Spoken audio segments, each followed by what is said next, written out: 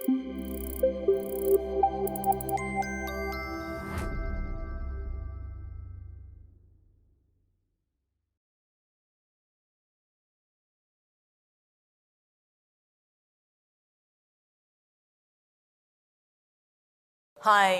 I'm Elle. I'm going to talk about the strategies for saying no. Now, if you search the topic, there are numerous articles, like lots of articles about how to say no to your boss, but there are not a lot of articles that talk about how to say no to your team as well. So I will mention a couple that, general how to say no, but I will focus mainly on how to tactfully say no as a manager of people. Now, in this talk, I'm going to have 5 acts. The first act is about the experience, talking about when situations that you might want to say no exist or arise. And then act number 2 will be about reflecting about why we have trouble saying no to people. Then act number 3, we're going to think about the concepts and ideas, for example, about which direction should we say no to and how does that work.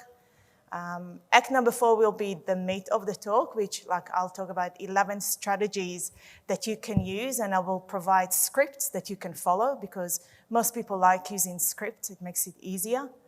And then the last one, we're going to switch gears and we're going to talk a bit more about when and what should we say yes to, which is the opposite.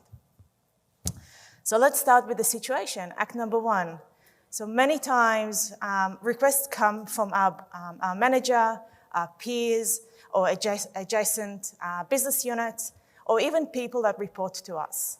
Now, also, let's say that you are an individual contributor and you are very, very good at your job. You're very accomplished, and now you got promoted to be an engineering manager, a manager of people. Now, you used to deliver really well before, but now you have additional responsibilities of looking after people and making sure that the work gets done. And you want to say yes to all the things, but it means that you don't have time to do all the things that you need to do. It means that you have too many balls to juggle, too many tasks, and too many jobs to do. So saying yes to everything means that you don't have enough time to accomplish all the things. Saying yes to everything means that nothing really is a priority anymore. And in reality, we cannot literally say yes to all the things that come our way. Now, learning is making of meaning, and meaning is usually very highly personal to each and every one of us. And we need to reflect on our personal experience to understand where we stand and where we want to be. So let's try and think about why. Now, for most of us, saying no doesn't come very naturally. We feel lousy disappointing a colleague, guilty about turning down our boss, and anxious about denying a request. We want to be viewed as a go-to person, like a team player. Now, a couple of years ago, we worked with a guy that was that person. He was the go-to person. Where marketing came for him for help, and support came for him to help, and then he has his team to manage as well. And he was always very helpful from with everyone, but it just means that he didn't get to do his job. And it means that when performance review came, he wasn't really doing very well on his performance reviews. Another problem that we have is that agreeing to work on too many assignments and pitching on too many projects leaves us stretched and stressed out. Being able to say no is vital to both our success and the success of our company. But that doesn't make it any easier to do. So we've heard the success advice before, like raise your hand for every opportunity, volunteer for more projects, say yes to everything. And that's all great with one exception. Like when you're overloaded and when you are stretched, saying yes to too many things is a mistake. So let's talk about why. Now, I hate to say no to people, which is why most of the time I take too many things on. But saying no is hard because we are a species that treat agreement as affection and denial as rejection. It may be unavoidable that others will be disappointed by our response, by our saying no to people. Also, being aware of our own tendencies and inclination to regularly say yes and trying to be nice to everyone is the first step. We should understand that it is not realistic to please everyone. We actually cannot do that, and that our own needs matter as well. We can be assertive about our needs, priorities, and boundaries without being aggressive. Now, if we can't say no, it's easiest for others to take advantage of us, which means that it will use up a lot of our energy. The best way to troubleshoot our energy drain may be to reduce how often we say yes and get more practice at saying no. So doing too much, it means that when we take on too many things, we neglect our needs, and it leads to either a feeling of resentment or regret. Saying no in a healthy way gives us better control over our time, our life, our work, and our career. Now, many leaders don't stop to reflect because they're too busy with business as usual. They're usually more reactive than proactive. They don't stop to question what they are doing. They just go along with the flow. And if we diffuse our energy trying to do a little bit of everything, we will always be in conflict with ourselves. Instead, we should decide what we want to do, or should, or need to do, and we need to optimize for that goal while be willing to let go of all the other things that are less important. Whatever we decide to do becomes our compass, our North Star, and we build our vision, our company vision around that. Now, let's think about some of the concepts that we have around this topic. Now, anyone that has the authority to say yes or no to particular work is demonstrating leadership. Now, when we think about which direction we can say no to, a good solid no can travel in any directions. Saying no upwards is harder, because especially with a strongly hierarchical culture, because it's hard to say no to your boss. Saying no downwards can feel much simpler because we expect reports to abide by it. But if we don't do it early enough, that can still be quite difficult. And also, we can say no lateral to peers in the companies and other teams that we work with. It can be especially challenging to say no to our boss and colleagues at work because we care what other people think, and we don't want to experience any negative consequences that might come from saying no to them. I really like this quote by Steve Jobs that says, people think focus means saying yes to the thing that you've got to focus on, but that's not what it means at all. It means saying no to 100 other good things. Because when we say yes to too many things, we end up saying no to the most important things for us. It means that we don't set priorities to what's important to us. Instead, we can decide to define the shape of our life and what's important to us, but what we say no to. Now, do you know that when the word priority was first introduced into English in the 16th century, it was used almost solely in the singular form? There was never plural until the 20th century.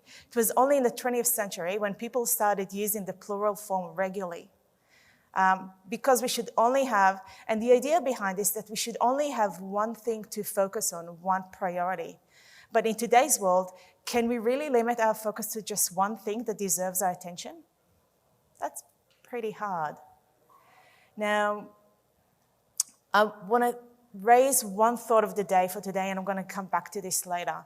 And the idea is that if it's not urgent and if it's not important, then it's time to say no.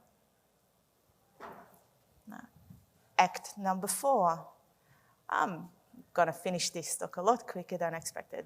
Act number 4, where I'm going to talk about innovating adaptations that are the ultimate results of learning and strategies of how we can say no to people we work with. The first one is having a defined vision and goals.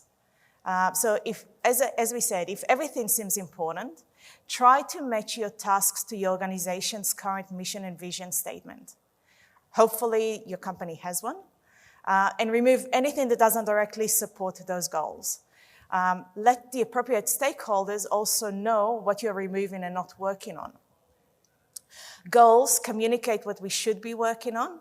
They should be crystal clear and guide decisions on what we should focus on. Now, the script that we can use for that is, I'm focused on serving our company's best interest of insert goal here. With that in mind, no, it is not in our best interest for me to take over Z right now. I'm happy to revisit it next month, next fiscal year, next quarter, and do we want to put a check-in meeting in the calendar to look at it again then? A script. Number 2, yes and. This is one of my favorite. It comes, if you ever do improv, there's an exercise that says yes and. In this example, the script is, yes, we can do this.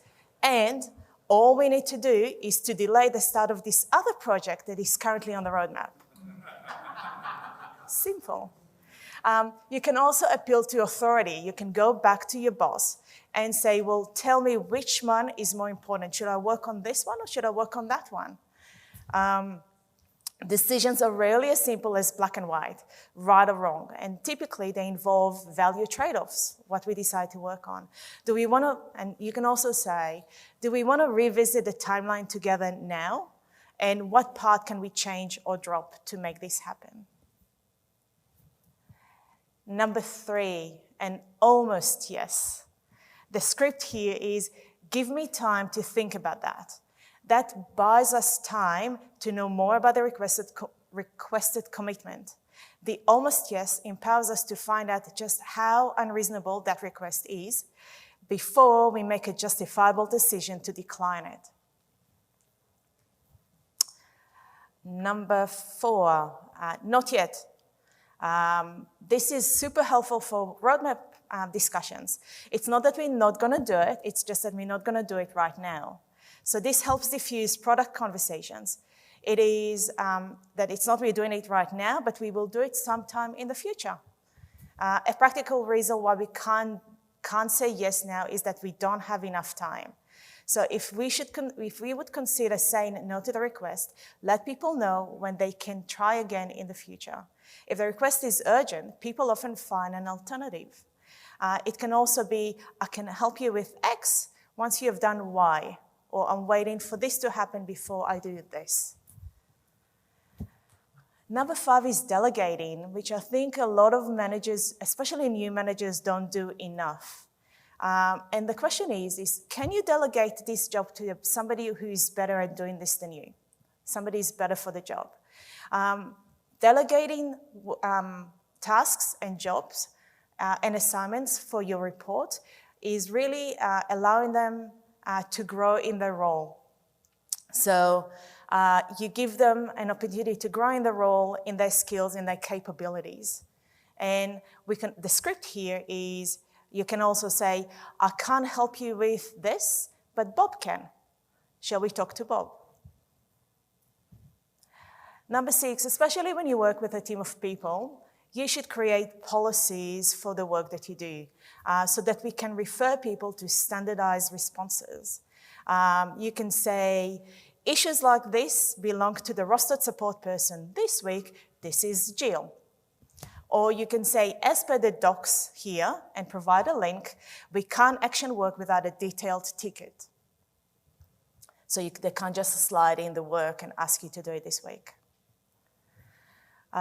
Number 7 is help me say yes. And the script here is ask a lot more questions.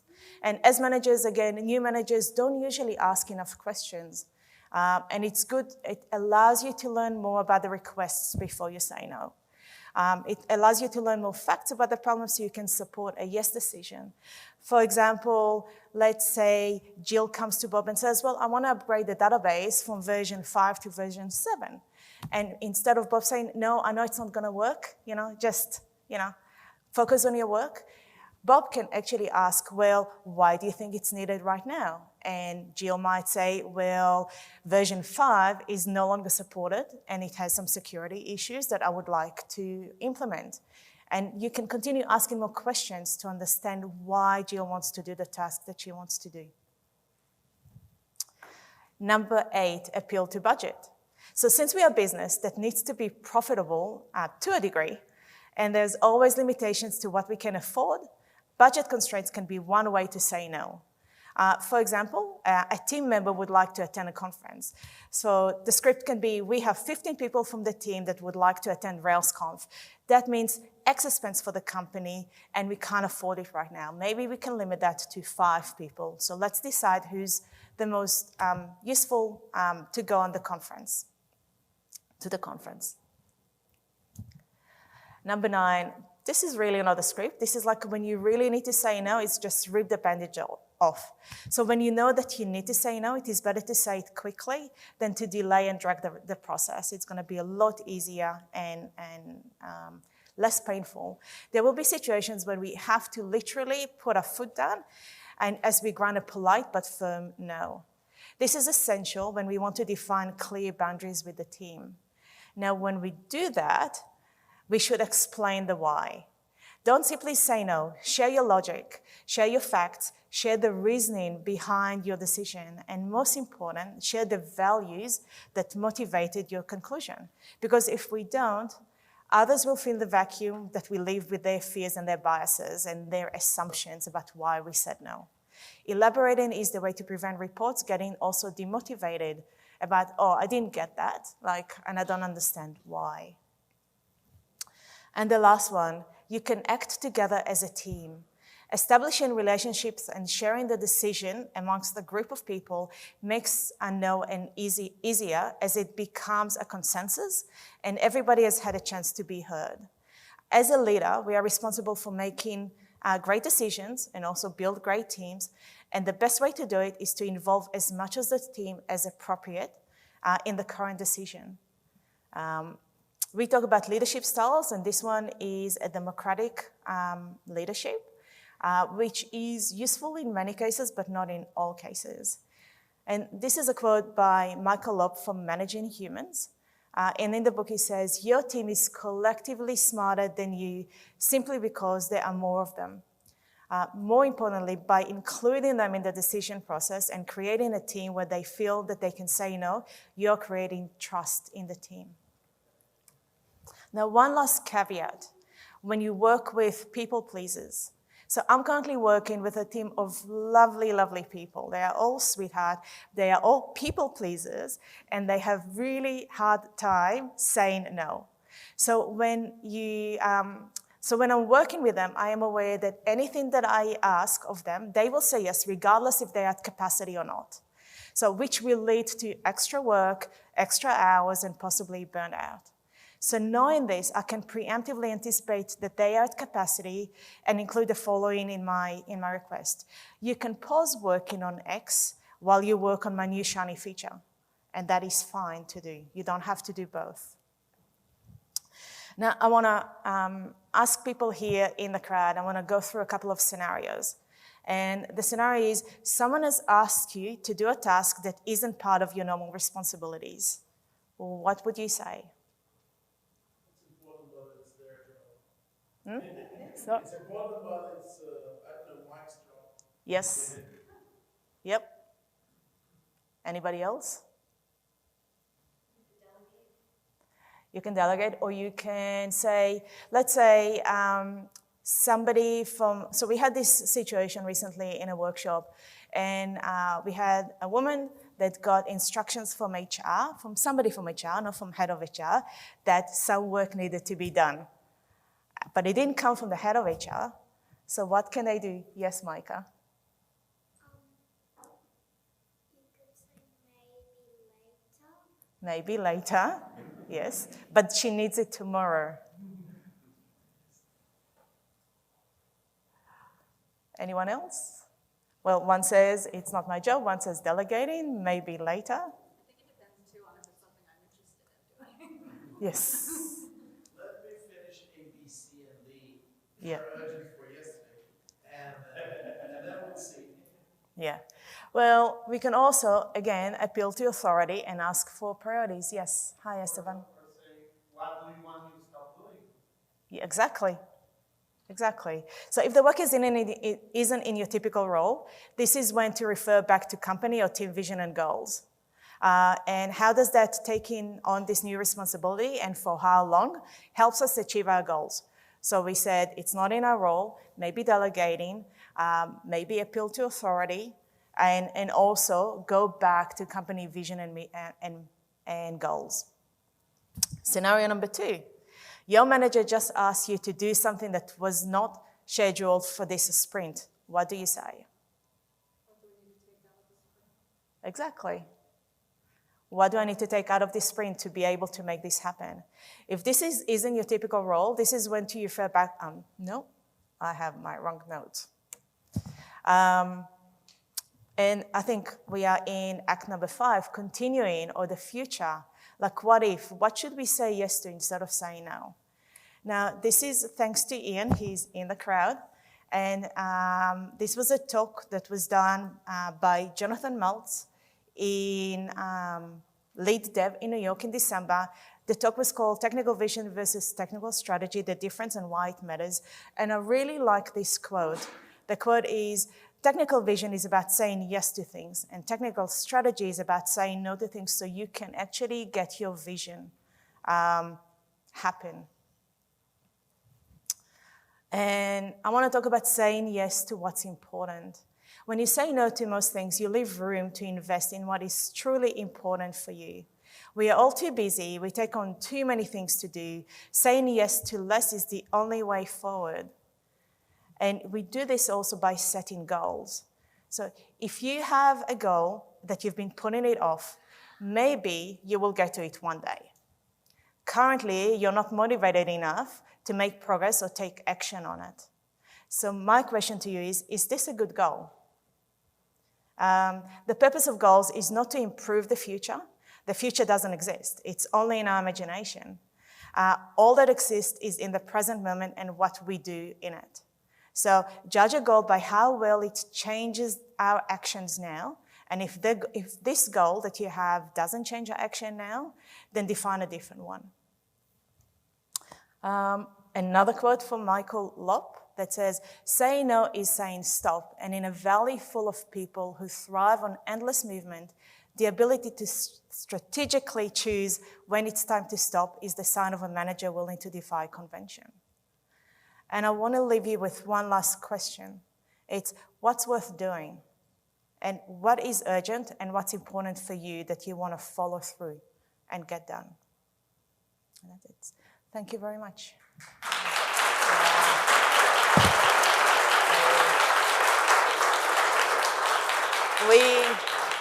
We have time for questions, if anybody has any questions. Okay, so this reminds me of an example when we talk, so the question was, how do you still say no and maintain relationship when somebody is insistent? Is that right?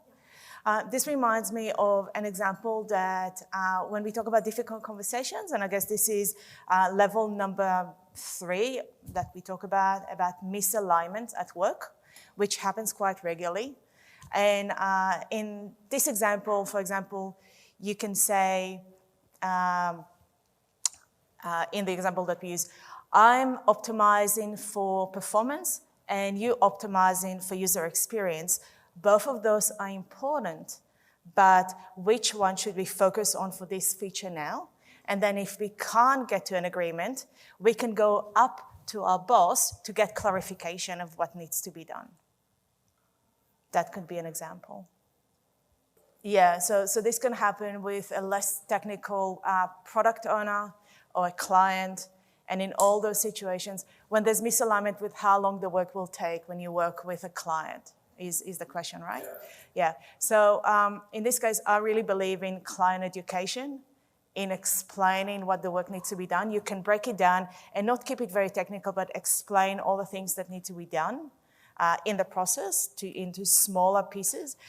This involves also estimations, and when estimations, like people say, oh, this should only take a day, but then, it ended up taking 2 weeks, and, the client is not happy that suddenly it's taken 2 weeks. You do need to, yes? So the question is, what about a strategy of pretty much not replying when somebody's DMing you at 4:15 in the afternoon before the day ends? One, I prefer if those requests didn't come as a DM. I think they should come in open channels so you can refer them to the appropriate channels for requesting work that are public and are visible for the rest of the company. I do not recommend not replying. I prefer to actually communicate more than less, but not in private channels. So the question was about somebody that, again, is very insistent, and the conversation is escalating. In this case, I think a lot of times people want to be heard, and so active listening and listening to their pain points and emphasizing with them will reduce some of their feeling like I want this and I'm not getting what I want. But you do need to go back to what our goals are, what our objectives are, and if you can't solve it, just appeal to somebody above you to make the decision. Okay, so Mike is asking about saying no when something is dangerous. So I think this is more about parenting styles. That's not the topic of this conversation. Okay, so do I change strategies? How do I ask and request people for work, and leaving them a door to say no to me? So we say this, for example, in delegation, as an example. And in delegations, we also have a script that we teach people how to, and we say, Nate, I would like your help in writing documentations for new people in the company. I'm coming to you because you are very thorough in your instructions and you care about onboarding the new people. I've seen you work with them in the last few weeks. Can you please take responsibility for this job? And obviously, like, sometimes people say yes, some people say no, and that's absolutely fine to say no. I think 30% of the time people say no. But then you can ask them why not and work through their objections. So I guess it's how you ask the questions. Like I said, like, you can say, this is absolutely fine to say no, but I think you will be a good person for this job. Wow, okay, how much? So when situations become emotional, how much do you need to manage other people's emotions? So first of all, you cannot manage their emotions, and it's not your job. You can only manage your own emotions. I would suggest building trust and a relationship with the person first. So when you say no, you're relying on the trust that you've built before. Hi, I'm Elle. I'm a consultant at Blackmill. We do leadership training and workshops and leadership coaching, which is why it's all my examples, yes, are taken from our workshop.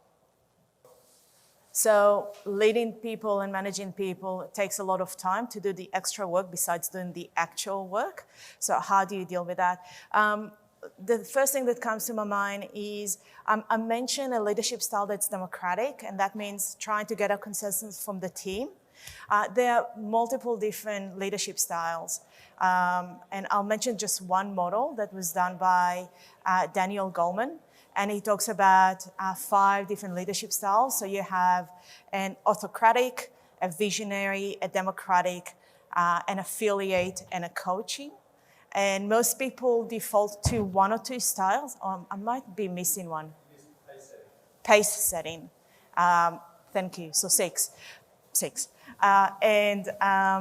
Most people default to one of them, but you shouldn't just default to one. You should use different ones in different situations that you are at work.